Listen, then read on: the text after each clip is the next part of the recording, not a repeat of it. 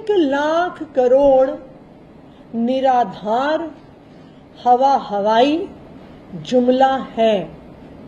Bharatiya Janata party की दिल्ली सरकार के पास 1 लाख करोड़ की आय ना है ना हो सकती है। इस 1 लाख करोड़ के आंकड़ों को मैं थोड़ा सा ब्रेक डाउन करूंगी। 1 लाख करोड़ ये बजट एट अ ग्लांस जो मुख्यमंत्री जी ने पेश किया, उसमें उन्होंने सबसे पहले ये आंकड़ा दिया कि कहां कहां से पैसे आएंगे। सबसे पहला आंकड़ा है टैक्स रेवेन्यू।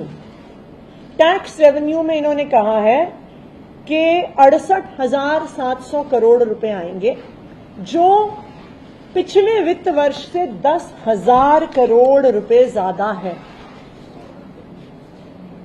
बजट के पिछले दिन जब इकोनॉमिक सर्वे दिल्ली विधानसभा में पेश नहीं हुआ था, तो हम सबके मन में सवाल उठ रहा था कि इकोनॉमिक सर्वे तो एक टेक्निकल डॉक्यूमेंट होता है, उसमें ऐसा क्या था कि भारतीय जनता पार्टी ने हमारे देश की 70 साल पुरानी पार्लियामेंट्री परंपरा तोड़ दी, संसदीय परंपरा तोड़ दी और इकोनॉमिक सर्वे नहीं प्रेजेंट किया।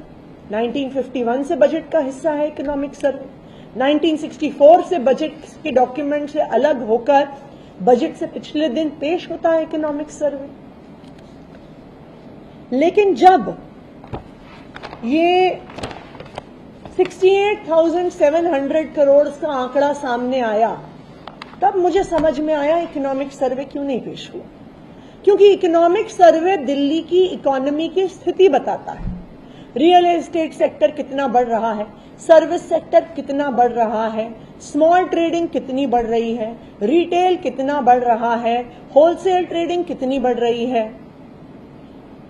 अगर इकोनॉमिक सर्वे सामने आ जाता तो ये हवाई टैक्स का आंकड़ा जो पिछले साल से 20% का इंक्रीज दिखा रहा है, वो भारतीय जनता पार्टी अपने बजट में नहीं रख पाती।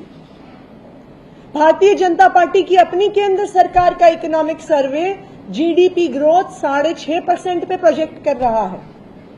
6.5% जीडीपी ग्रोथ पर 20% टैक्स का इंक्रीज, ये कुछ अद्भुत ही चमत्कारी इकोनॉमिक्स है जो सिर्फ भारतीय जनता पार्टी कर सकती है। जो आंकड़ा एस्टिमेटेड टैक्स रेवेन्यू का भारतीय जनता पार्टी ने रखा है, ये बिल्कुल फर्जीवाड़ा है, निराधार है, और इसी की वजह से कल बजट से पिछले दिन इकोनॉमिक सर्वे को सदन पटल पर नहीं रखा गया। अगर आप देश की इकोनॉमी के आंकड़े और दिल्ली की इकोनॉमी के जो आंकड़े उपलब्ध हैं, उसके अनुसार हिसाब लगाएंगे तो दिल्ली का टैक्स रेवेन्यू तकरीबन 63,000 करोड़ के आसपास आने वाले वित्त वर्ष में होगा। यानी भाजपा की सरकार से एस्टिमेटेड 5,000 करोड़ कम, तो 1 लाख करोड़ का बजट आ गया 95,000 करोड़। दूसरा, ऐसा कहा गया इस बजट में कि 15,000 crore loans against small savings, 15,000 crore का लोन दिल्ली सरकार लेगी।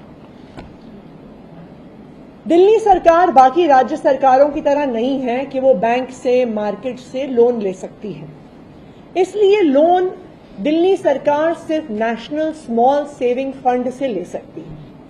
नेशनल स्मॉल सेविंग फंड का ये नियम है कि दिल्ली के लोगों ने जितना पैसा जमा किया है स्मॉल सेविंग्स में, पोस्ट ऑफिस में, पीपीएफ में, महिला सम्मान की एक स्मॉल सेविंग स्कीम है केंद्र सरकार की, जितना पैसा जमा हुआ है उसका 100% या 50% दिल्ली सरकार लोन के तौर पे ले सकती है।